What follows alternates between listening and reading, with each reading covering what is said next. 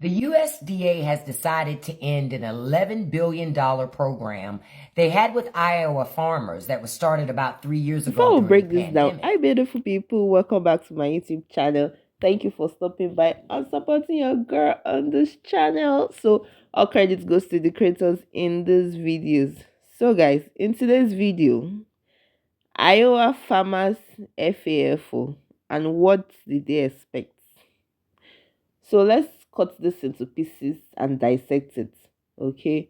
So Iowa farmers, all right, many of them were vocal Trump supporters in 2024. They did not hide it. And now they are feeling the heat. And they are feeling the heat. The interesting part is that they are feeling the heat from the same policies that they voted for. Okay, so the USDA just cancelled food supply contracts that the farmers were depending on. Okay, and these contracts were deals where farmers supplied local produce to schools and food pantries, right? So in 2024, these contracts were promised, right? They were praised, but in March 2025, they were not renewed. Okay, and just like that, it went. Now, those farmers are stuck with food surplus, and not only food surplus, fewer buyers, and many of them are confused. And I'm sure you know the response to that. There is no clear plan from you know who, the government, to fix it. And now the question I'm asking them is this: didn't y'all vote for this? Well, maybe you didn't see this coming, but here it is. Let's get into This these particular videos. program was for Iowa farmers to grow food for food pantries and school food programs.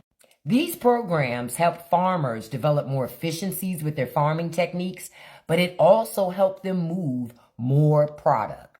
Now, farmers say they knew that the program would end at some point, just not right now, considering they were already prepared for the next 3 years that were remaining in this current program. This end to this USDA program is going to end programs like local food for schools and subsidies where certain organizations would give like $1,000 to local schools to buy fresh organic food. In the meantime, they're asking people to support these local Iowa farmers because now they've got to move this product. A big problem. There's a lot of talk about the tariffs these past few days, and I'd like to share some thoughts. This administration is shirking what has been our responsibility and our privilege since World War II, which is to provide leadership in the world. And doing so with the understanding that when we all do better, we all do better. Thank you, Mr. Wellstone. This administration is giving up that duty, and not with a viable strategy nor an understanding of the implications, but simply out of ignorance. Recall the fairy tale of the emperor's new clothes? This emperor, President Trump, has no clothes. We are not putting the genie of global trade back in the bottle. Iowa agriculture cannot afford that. We must be able to sell our products into a global market. Simply shutting down trade with other places is not going to bring back manufacturing jobs either. It may bring back some manufacturing, but only one job for every 10. The billionaires pulling the strings know this. We have to have a conversation about meaningful work, but that's a conversation for another time. While I personally despise the mantra, we feed the world, because we barely feed ourselves, just look at the demand at our food banks and our food pantries, our obesity rates, our cancer rates, all of these things which are interconnected. Yet that our state and our nation rely on robust global trade is an indisputable fact. Even if we want to protect our vulnerable land and our waterways in the way that we should, even then we would produce more abundance than we are able to utilize with domestic demand.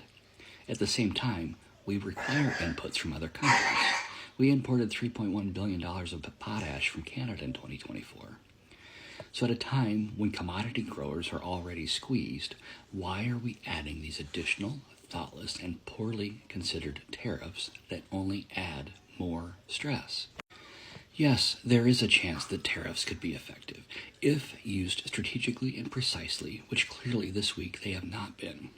Instead, these tariffs have been much the same as Doge, a bulldozer trying to remove some fat, but instead breaking the very bones that our republic is built upon.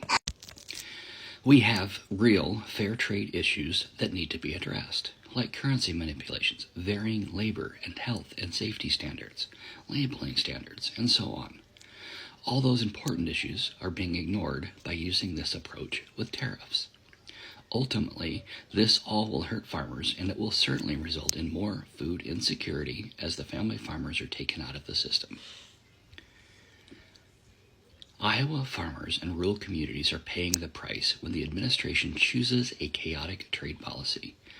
A trade war will put Iowa farmers directly in the crossfire without getting any closer to the long-term goal of fair trade that values Iowa. 20 to 25% increase in my farm's revenue through these programs, which is a huge deal for me as a startup farmer to demonstrate and quickly build up viability and profitability right off the bat in those kind of crucial first years. And it's allowed me to reinvest that money that I've gotten through those programs to build capacity to scale up my vegetable production. I became a farmer because I want to feed my community, feed my neighbors, and I want to make sure that local healthy food is accessible to everyone in the community. The fact that I'm facing a 20 to 25% decrease in revenue for my farm at the same time that I'm trying to make a case to loan officers at the USDA and at banks to demonstrate my profitability to buy farmland really puts in jeopardy the future of my farm and of my livelihood. To have that cutback right at the beginning of the season means we have to scramble now to try to figure out